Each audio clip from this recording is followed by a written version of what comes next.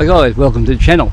Just outside this church here, and about 25 k's from where I live, so I just thought I'd pull over, have a bit of a look at it. We might just swing over and have a closer look, but today I'm on the Honda Gb350, so I've just taken a break I'm on part 3 of the cam install on the classic 350 Reborn. Fair bit of work involved on that one, so I just thought I'd take a bit of a break, bring out the Gb350, see how it goes.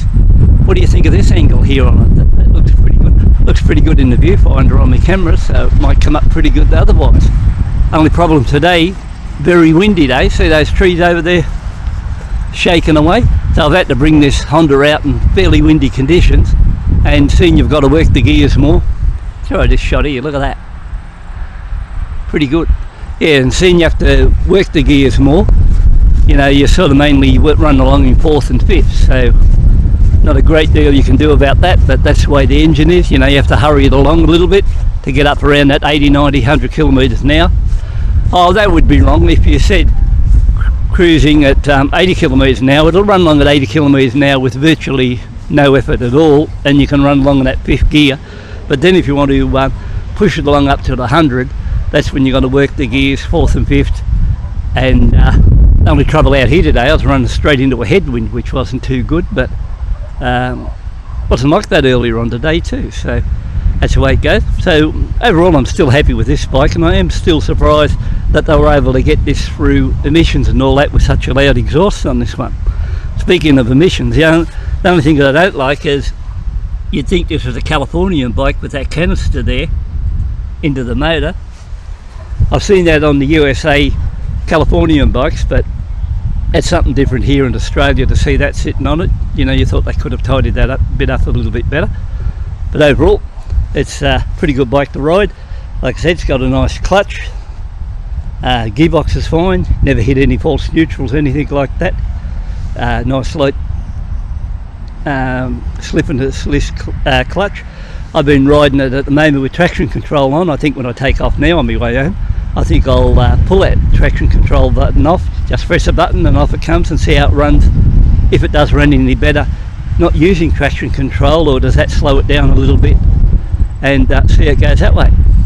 Overall, but I'm still fairly happy with this bike, so it's good to be able to get out on something different.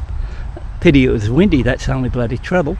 So if you're on the fence and you've always been thinking about whether or not you'd have a crack at one of these Honda Gb350s, my thoughts are they are possibly a better bike than what you think they are. And overall, the fit and finish is good. Look at it here now. So there's nothing really bad about the bike, except that you've got to work the gears a little bit more than what you normally would on a if you were used to, say, Enfield or something like that. But there's a lot of people out there who's been really into bikes, and especially Hondas, and they know Hondas, you have to work them a little bit harder. They're not a lazy, talky bike. You got to hit the gears to get them going. But once your conditions are right and you're not out on a windy day, you'll be surprised how well this one goes. Although it must be running a little bit warm at the moment. If you look at its O2 sensor there, that's got a little bit of colour in it for 800 kilometres. Anyone else got one of these, they can tell me if their O2 sensors colourful up like that, or is this just me riding them a little bit harder than normal? It's just hard to say, but about 800 k's it's got a bit of colour, that's for sure.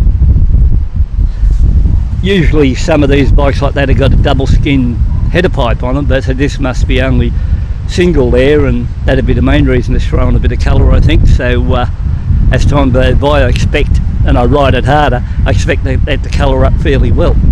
Fuel economy seems okay at the moment too, and it's not a bike where you've got to go in and keep fueling all the time, so it sips fuel fairly easy. And oh yeah, that's another thing too, I think this is Euro 5, so they could be even leaner than your normal run of the run, so we'll see what happens in that line. So apart from that, I think we'll call this quits. I'll head off back home now, and we'll go from there. And just thought I'd let you know that you're on the fence and you're after one of these bikes. These are a lot better bike than what you expect, and they do run really well. So if you want a good around town runner and the odd run out along the road, I think you can get out here and run this around anywhere you'd like to go, and I think it'd be quite capable of carrying good long distance too. So that bit aside, we'll call it quits now. Thanks for tuning in, taking a look, and I'll catch up on the clip after this, which will be part 3 of the cam stall on the Classic 350 Reborn.